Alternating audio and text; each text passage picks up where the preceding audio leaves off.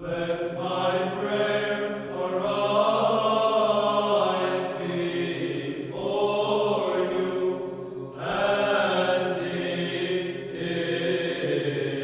incense and the lifting up of my hands as an evening sacrifice.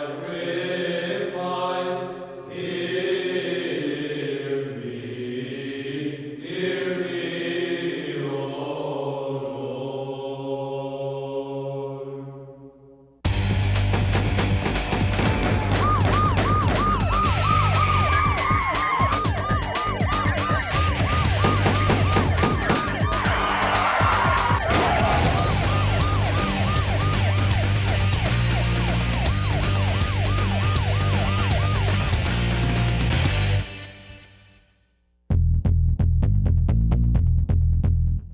Hi, I'm Father Mark Leondis from the Archdiocese Department of Youth and Young Adult Ministries. Welcome to the third video in the Orthodox Christian Teen video series entitled Teen Violence. This video is for you, the young people, to help you with the difficult issues of violence, to help empower and equip you to help you make the better choices with violence. Violence in the media, violence within ourselves, and violence in our everyday lives. How many of you in this room have ever witnessed a fight at school or in your neighborhood? Raise a hand. Anybody in this room hear a gunshot at school or in your neighborhood while you're playing or at a park? How many of you watch TV? No. All right. How many of you watch wrestling? Why do you like wrestling? I like the action, and sometimes I play with my cousin wrestling, and I like to know a couple new moves. So you guys put each other in the hold? No, we'll just like wrestle, like jump on top of each other. Favorite TV shows, probably all the Japanese animation shows like Dragon Ball Z and Gundam Wing and some stuff on the History Channel. What about them do you like? You know, it like sets the basis for like how war should be fought. It gave me an understanding of it when I was younger. How young were you when you started watching it? 13, 14.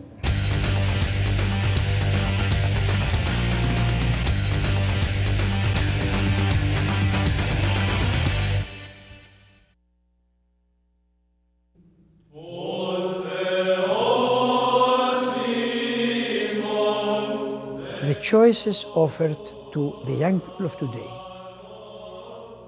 choices offered through television, through internet, through objective daily reality, choices that involve violence or other types of choices. Are they important? They are tremendously important. And sometimes people don't think that way.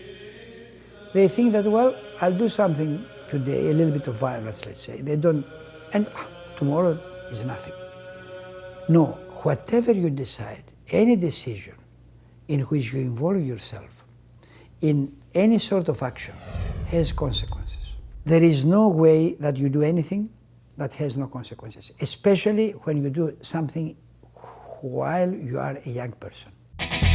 When we look at what entertainment has become very much about, these thrilling types of movies or television shows or video games that will incorporate a lot of violent components in there and model and reinforce a lot of these behaviors in youth, I don't think that they are accountable for teenagers all of a sudden becoming extremely violent, but I do believe that they do play an influence.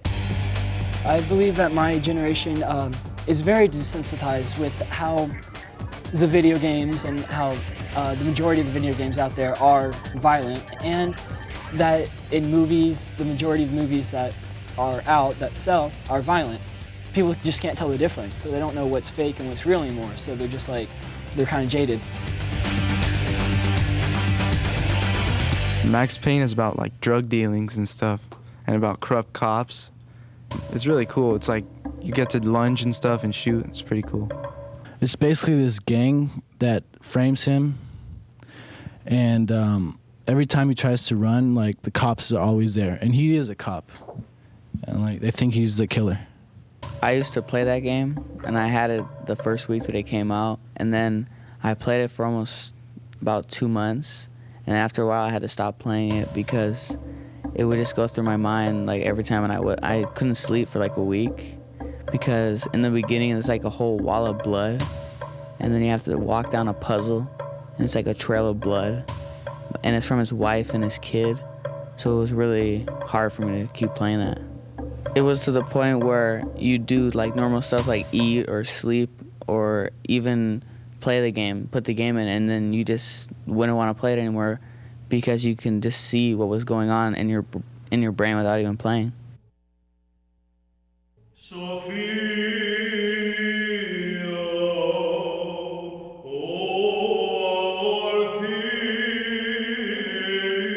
Scripture always teaches us to be as innocent as doves and as cunning and as sharp and as aware as serpents.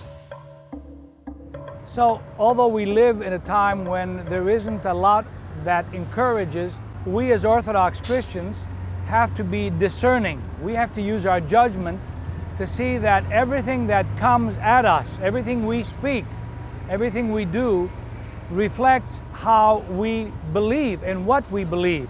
If we say we are Christians and act in an unchristian way, that is foolishness. It's getting scarier.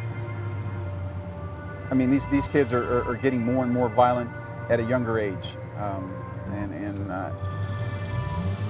I used to think, 13, 14, but it's not like that anymore. I mean, these kids are getting a lot younger, and they're out here doing a lot of crimes, and you got to keep these kids busy, be it with school, church activities, sports.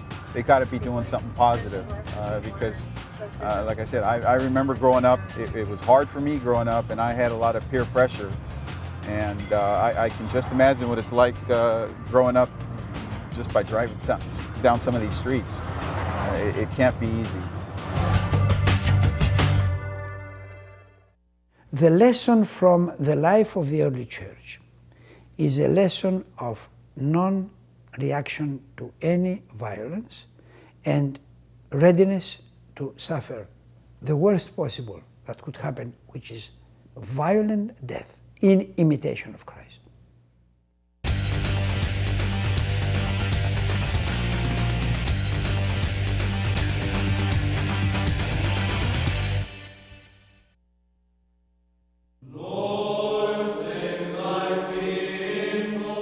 With this text, with this quotation from St. John, be angry, he says, but be angry for the right reasons.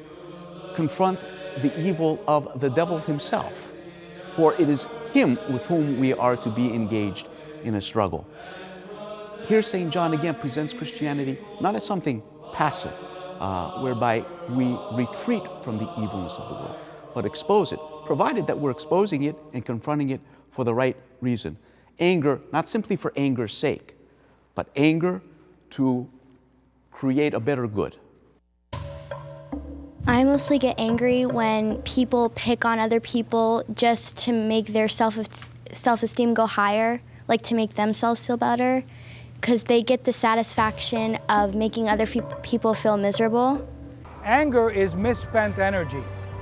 Anger is a cancer and an illness of the body, of the mind, and of the soul.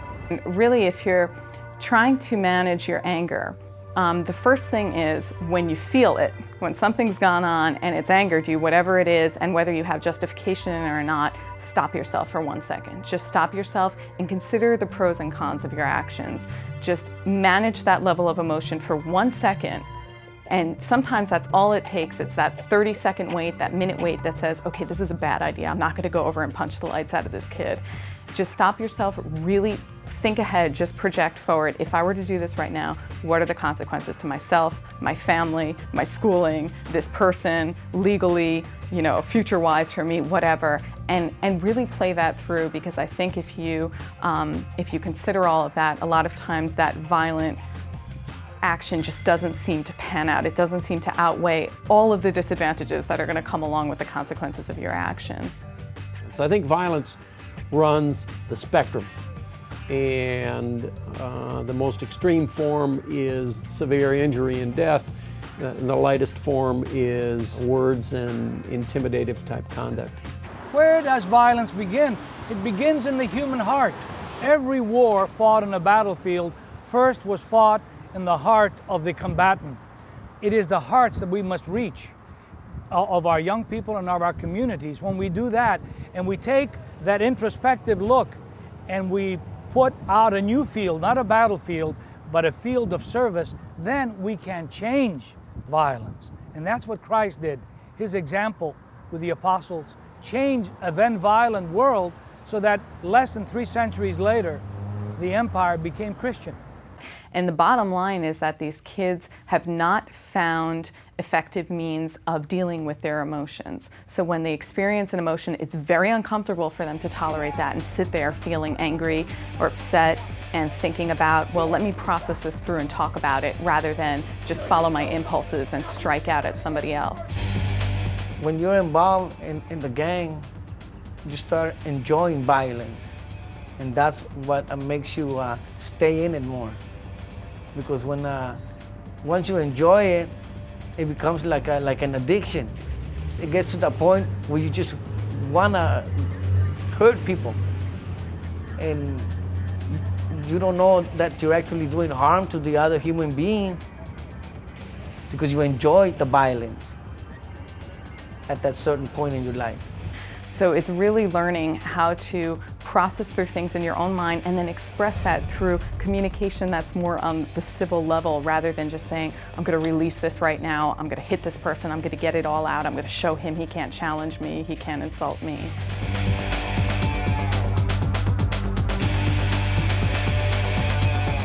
Life is a precious gift, and life is about making choices. And as soon as you're old enough to say yes, you know, the words yes and or no, that's when you start to formulate the choices you make.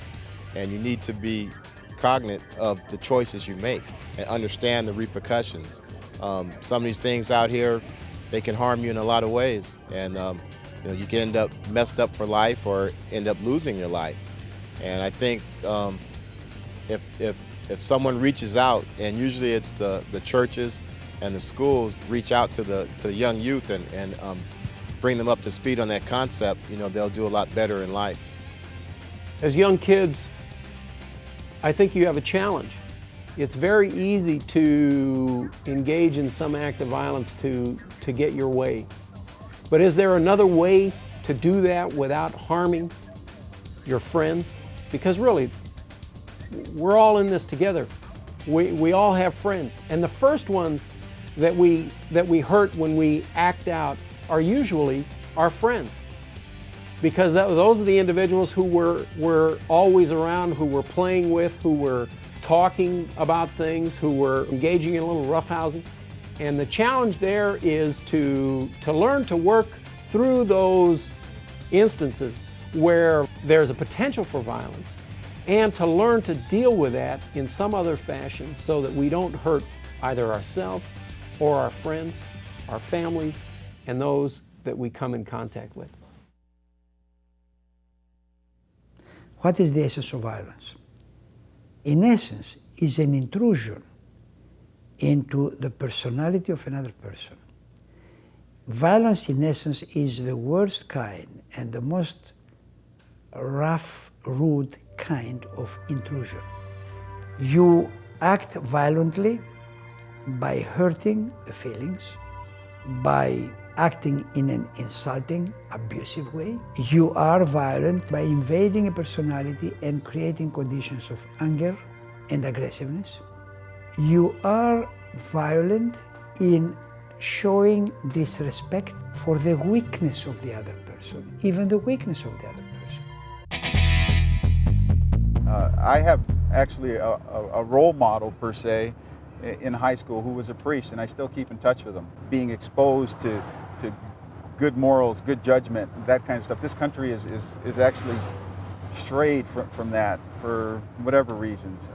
And the church is a major important, at least in my life,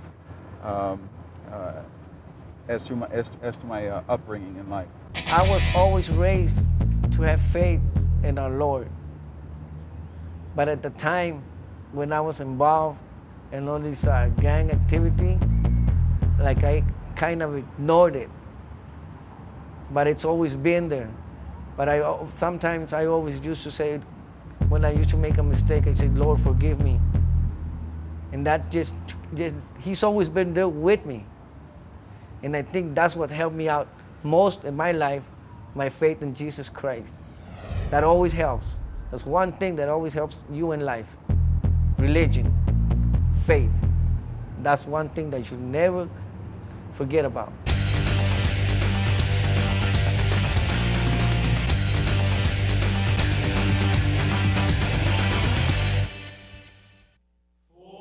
How do we work on self-control? It is a day-by-day thing. You work on it the first day and you get a little bit better and you build on it. It's just like the foundation of a house. You're laying a brick one by one on top of the other, and eventually you will become better and better at it. First of all, we have to know that this is part of a series of commandments that the Lord addresses to His disciples, speaking in the so-called Sermon on the Mount.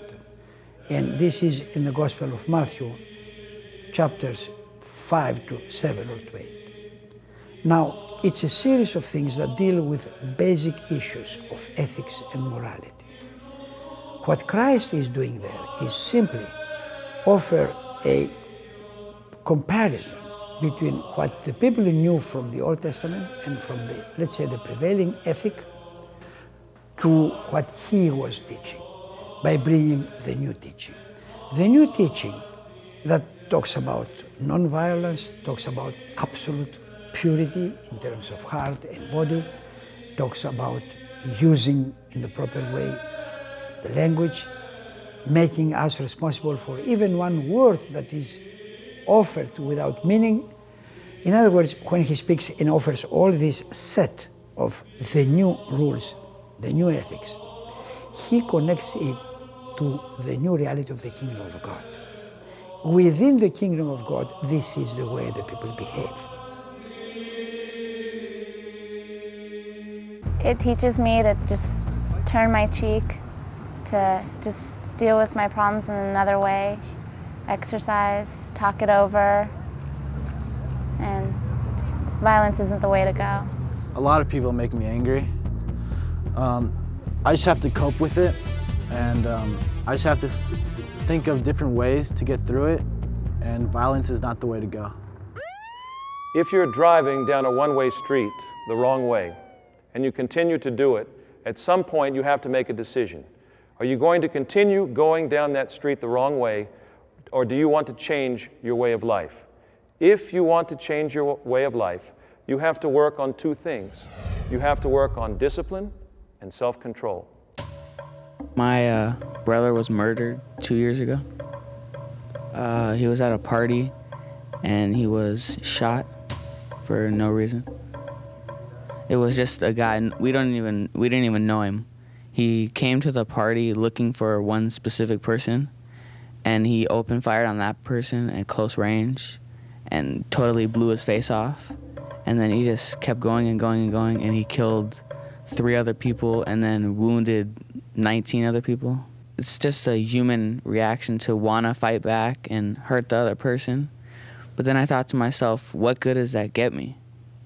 If I hurt that other person, what does that do for me? Or what does that do for my parents or anybody? It doesn't bring anybody back. So I just left it up to God and said, it's His choice, not mine.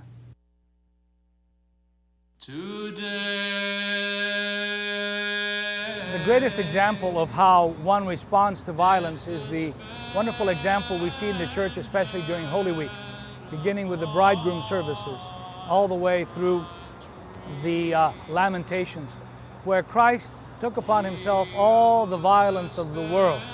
He took upon all the spittings and the buffetings and all the rejection, and in a sense compressed all the violence we see in our society upon His body. What was His reaction? His reaction was not anger. His reaction was not vengeance. His reaction was not to strike back. His reaction was to heal through forgiveness. His reaction was to heal through forgiveness and reconciliation.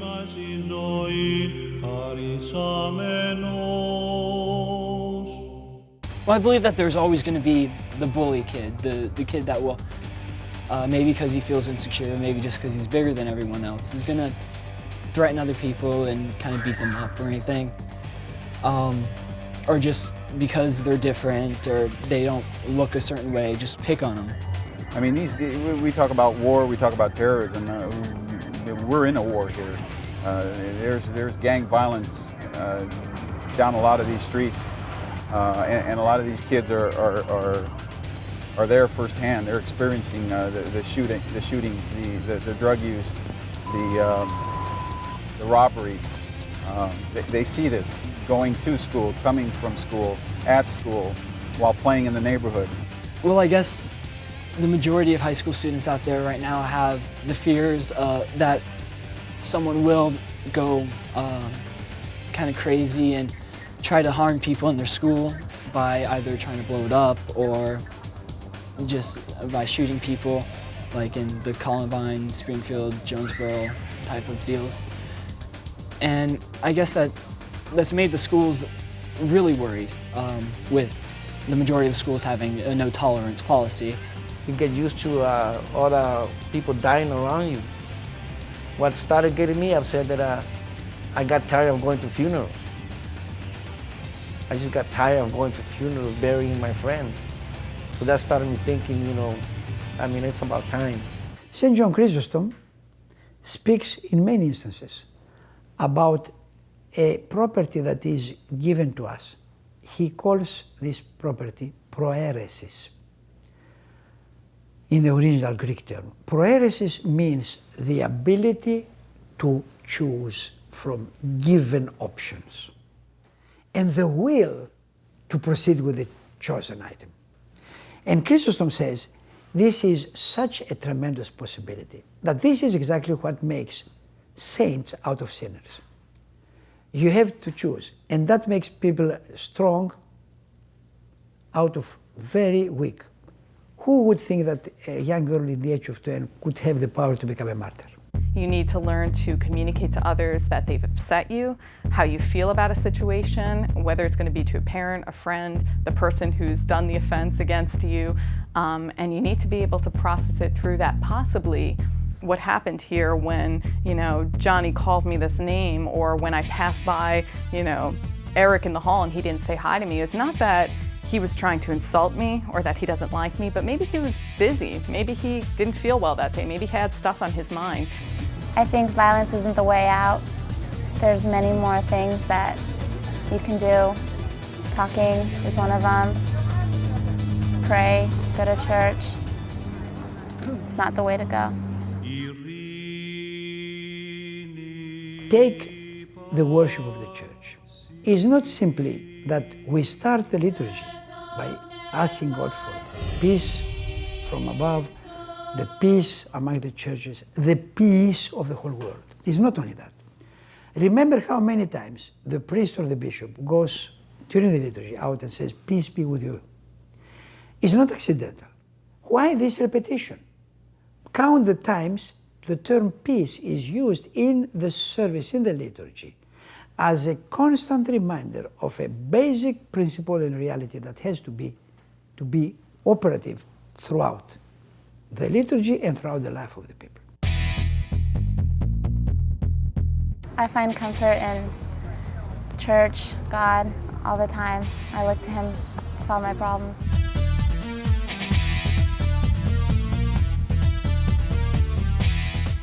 I can make a commitment to not contribute to violence in any way.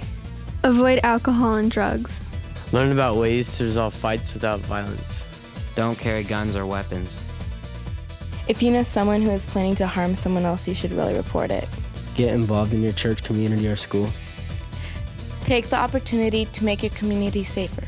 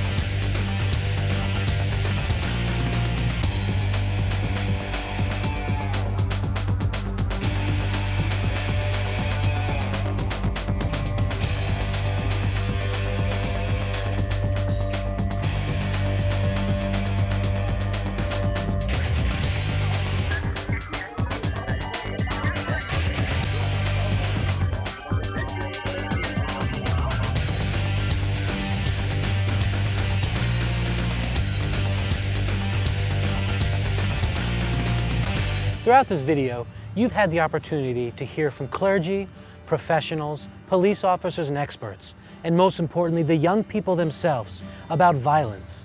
Violence in the media, violence in their lives, and violence within themselves. They've spoken about the sad realities that exist in today's youth culture. In this section of the video, designed especially for you, the parents and youth workers, we hope to help you become better equipped to deal with these important issues. The thing that we need to tell our sons, daughters, and Goyans is that violence is not the way to communicate their feelings, especially their feelings of anger. Our Lord Jesus Christ said very clearly in the 5th chapter of Matthew that they should resist evil, and if someone strikes their right cheek, they should also give them their left as well. Now this can't be interpreted as a sign of weakness, but rather an opportunity to witness God's capacity to forgive and to allow His grace to permeate and to transform an otherwise hostile or violent situation.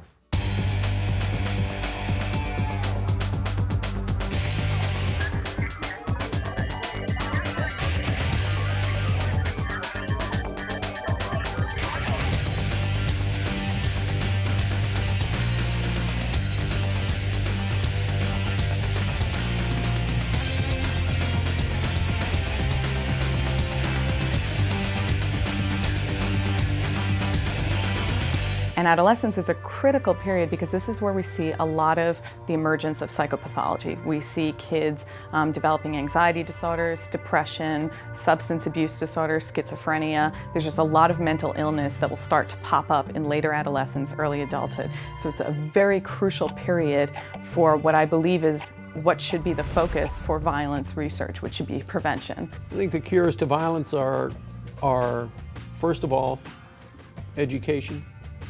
Primarily because we have to give people choices. We have to give people an approach to dealing with violence. Violence can be a very natural reaction, especially when you feel slighted or put upon, or you feel that someone is attacking you or about to attack you.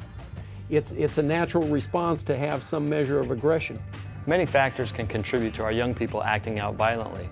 Some signs that we can watch out for that can indicate the potential for violence are drug and alcohol abuse, access to and fascination with weapons, especially guns, having been a victim of excessive teasing or bullying, having expressed feelings of rejection from peers or family, withdrawing from friends and usual activities, and trouble controlling feelings of anger.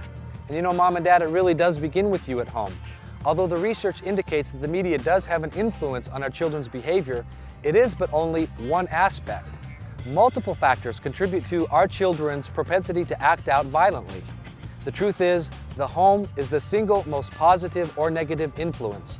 How a parent or other family members can respond to a situation using love, self-control, and patience carries much more weight than anything our children can listen to, watch, or engage in.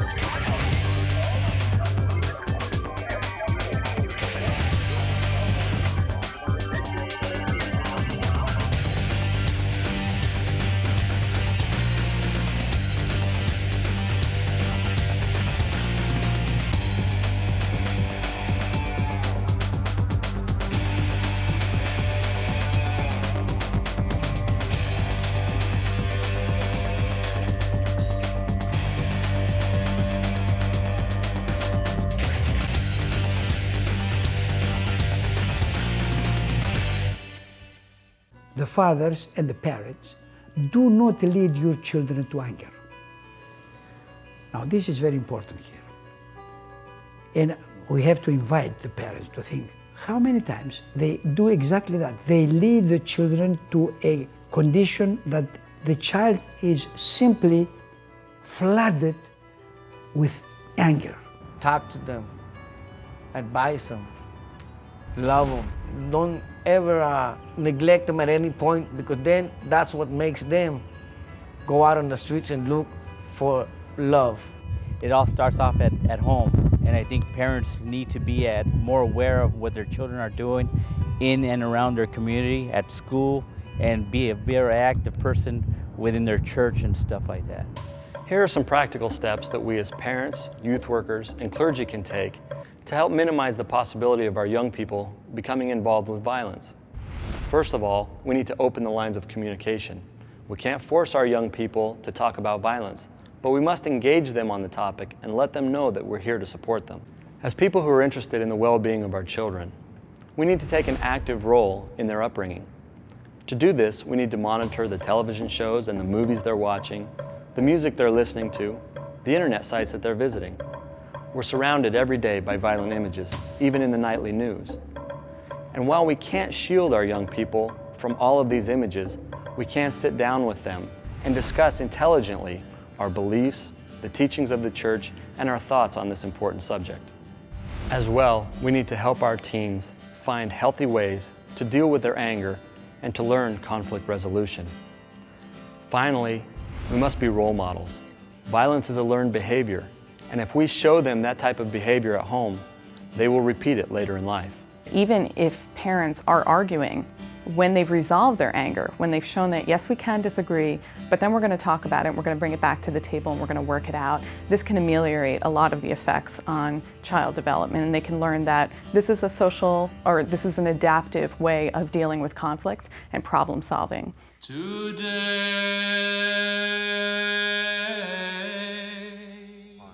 Let your mind go back to 2,000 years ago on Golgotha, when Christ was hanging on the cross.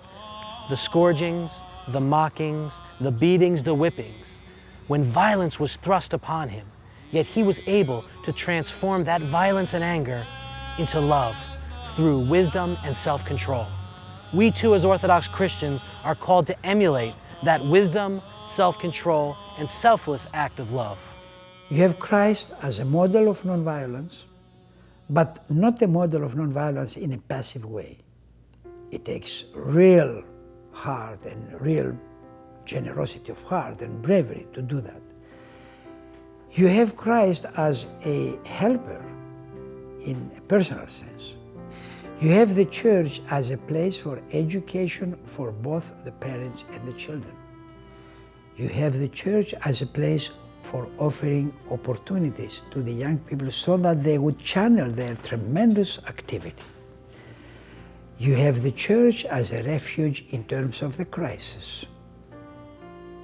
And you have the church as a constant and permanent pool of power by God obtained through prayer.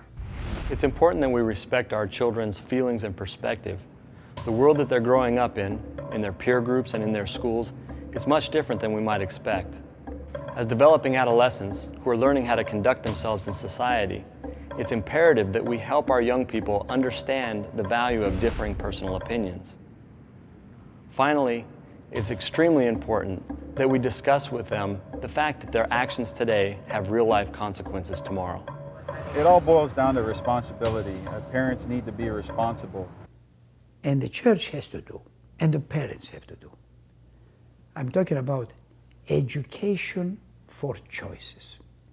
How many parents and how many educators think that I have to offer an education to the children of how to choose, when to choose, and what to choose? So I think it is clearly a dilemma when parents feel that they have created this loving environment at home, that they really do everything for their children, yet their children still display aggressive behaviors, delinquent behaviors, or they're rebelling in some way that's very upsetting to the family unit, and there's really no understanding of why should this be going on. We're doing everything supposedly by the books the right way. And the bottom line is kids develop and do things. You know, they're going to rebel, they're going to mess up at school, they're going to get into social situations that are undesirable. Things happen, they may experiment with cigarettes, alcohol, drugs. Things happen along the natural trajectory of development that we can't always prevent and that we shouldn't always try to prevent to a huge degree. But the bottom line for parents is that you need to convey the message that I am here when you go ahead and mess up and do something that I told you 10 million times not to do and provide the rationale. You can come back to me and tell me about it. Parents need to spend the time I know it's hard a lot of times. Like I said, sometimes both parents are working to make ends meet, but you got to spend time to spend with the family, not just the children. One thing we do at home is that when we have dinner or lunch, everyone eats. Whereas in some families, and I'm not saying it's right or wrong, but it's just something we do together. You know, some families may just eat on the run. Somebody may eat here and there, and it's just, I don't know, a sense of being together and being there for one another. In case someone does fall on hard times, hey, Dad's going to be there, Mom's going to be there. We got to be there for the kids, because it's just tough growing up today. First, try to be always very attentive and sensitive to the needs of the children. Listen to them. Listen to what comes as an audible and most of the times as an inaudible sound. In order to do that, you have to really pay attention. You have to really turn your focus on the children. Just think that no matter how many time you spend, it's never enough time for the children, in essence. The old practice that the mother should stay at home, not going to work, take care of the children. In a family in which a grandmother was present, that's important. Today, the father works, the mother works, here comes a babysitter. I mean, you go to things like that. The parents have to understand that nothing and no one could replace the natural parent for the child. There is no justification. And the children, believe me, they would react to the argument that, but you know, I have to work in order to provide you with a better life. Said, I don't want a better life in terms of having a better car. I want more of you with me.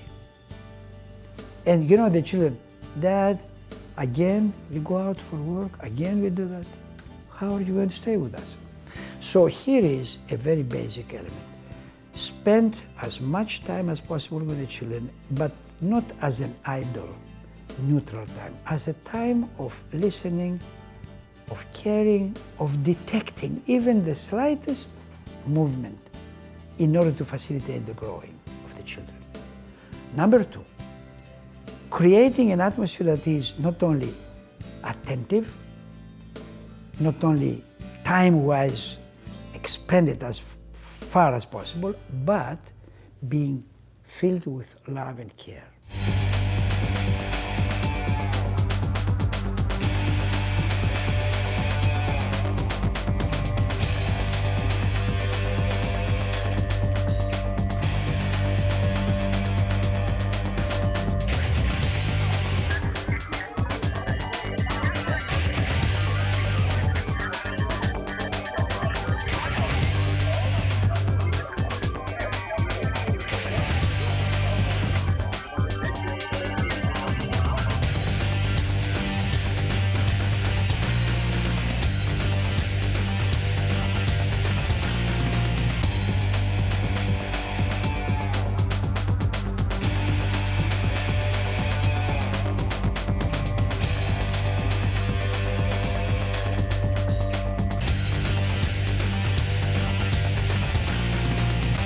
In closing, we invite you to reference the resource manual that accompanies this video.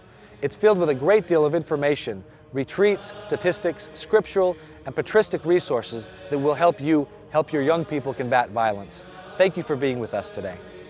And let me just close with a beautiful passage from St. Paul's, from the letter to the Ephesians, in which he says, every family named on earth comes from God.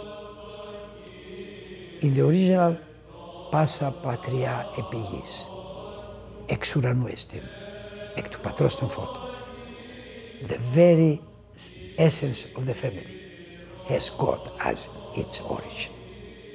Therefore, there is the place for really eliminating the seeds of violence before they became huge trees.